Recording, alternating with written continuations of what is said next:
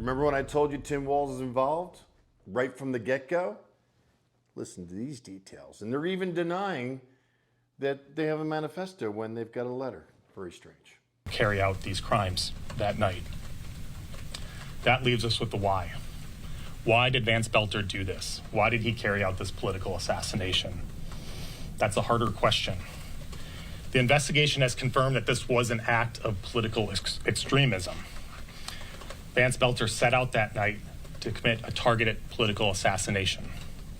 His targets were State Senator John Hoffman, State Representative Melissa Hortman, and other politicians here in Minnesota. At least on the night of June 14th, he appears to have been targeting Democratic politicians here in Minnesota. The investigation has shown that Vance Belter had spent months investigating his targets. He had names, he had lists of names of people that he was interested in investigating, addresses, names of their family members. He appears to have conducted surveillance at least some of the houses. As I mentioned a month ago, Mr. Belter did not leave behind a manifesto or a screed explaining his political beliefs or his philosophy. He didn't leave behind a large volume of writings on that topic. There's little evidence showing why he turned to political violence and extremism. What he left were lists of names, politicians in Minnesota, lists of politicians in other states, lists and names of attorneys at national law firms. And as has been reported, he also left behind a letter.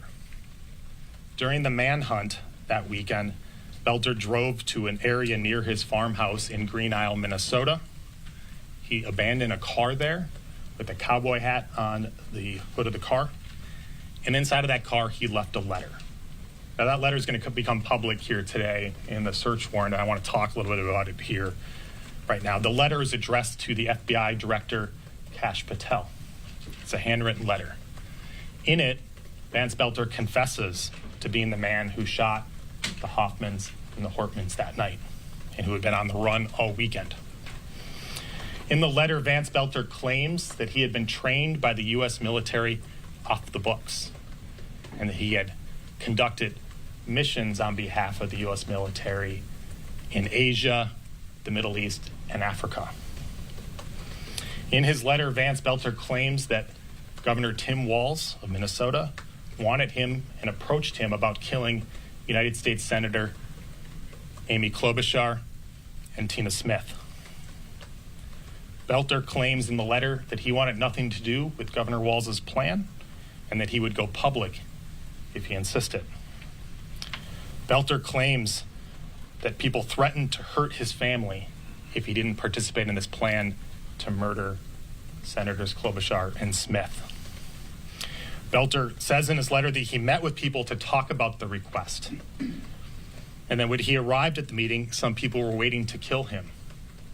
Belter wrote that he was able to get away and that he went back a short time later and shot those people. The letter, as I said, is contained in an unsealed search warrant and will be made public. As I mentioned a month ago, my office is committed to being as transparent as possible in this case in light of the legitimate public interest in the case and to ensure the information in the public record is as accurate as possible. I want to leave you all with this. Vance Belter committed a terrible act of political violence and extremism, a targeted political assassination that was unprecedented in the state of Minnesota. It's been a terrible personal tragedy for the Hoffman and Hortman families, and it's something that has rocked the entire state of Minnesota and even the country. This indictment represents the next step in our efforts to hold the man responsible for this crime, Vance Belter, responsible for his actions. Thank you. Tim, I'm not letting this go. I'm going to keep posting this. I'm going to keep looking into the details. We know that your wife knew his wife, and we know that you appointed the killer in a volunteer position within your organization. So we know you're